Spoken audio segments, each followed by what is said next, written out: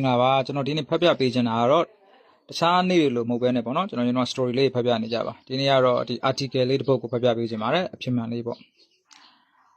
The silent treatment ပေါ့နော် Jennifer Aniston stopped speaking with her mother not once but twice Jennifer Aniston ဆိုတဲ့မင်းသမီးပေါ့နော်နာမည်ကြီးမင်းသမီးကသူမရဲ့အမေနဲ့တဲ့စကားမပြောတာတစ်ခါတော့မဟုတ်ဘူးနှစ်ခါတော့မပြောခဲ့ဘူးတဲ့စကားမပြောဘူးဆိုတော့သိရမလားမခေါ်ဘူးပေါ့နော် The first time was because Nancy her mother gave detail about Jennifer's private life during a television interview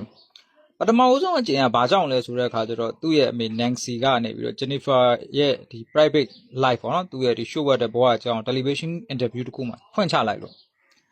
After a while they began talking again but then Nancy wrote a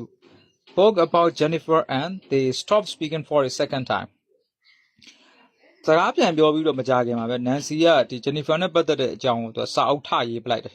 နော်အဲ့ဒီမှာထပ်ပြီးတော့ပေါ်လိုက်တဲ့အခါကျတော့ Jennifer ကသူနဲ့ဆက်မခေါ်တော့ပြန်ဘူးဒုတိယကြိမ် The argument was so bad that Jennifer didn't even invite Nancy to her marriage to Brad Pitt in 2000အဲ့ဒီဂျန်ဖြစ်တာကတော့သူကတော်တော်ဆိုးသွားပြီးတော့ Nancy ကသူ့အမေကိုစိတ်ဆိုးလွန်အားကြီးလို့သူနဲ့ Brad Pitt နဲ့2000ခုနှစ်မှာလက်ထပ်တာတော့သူကမဖိတ်ခေါ်ခဲ့ဘူးပေါ့နော် I bet your family looks pretty good compared to this တဲ့ကဲဒီမှာတော့သူကတော့ article writing ရေးသားလေးနဲ့သူကအောက်မှာပြန်ပိတ်သွားတာပေါ့ကျွန်တော်သိကြပါတယ်တဲ့ခင်ဗျားမိသားစုကဒီ Jennifer တို့မိသားစုနဲ့ရှင်လို့ရှင်အများကြီးပို့ပြီးတော့ကောင်းပါပါတဲ့เนาะဆက်ဆံရေးကိုပြောတာပါ Thank you for your listening ပါ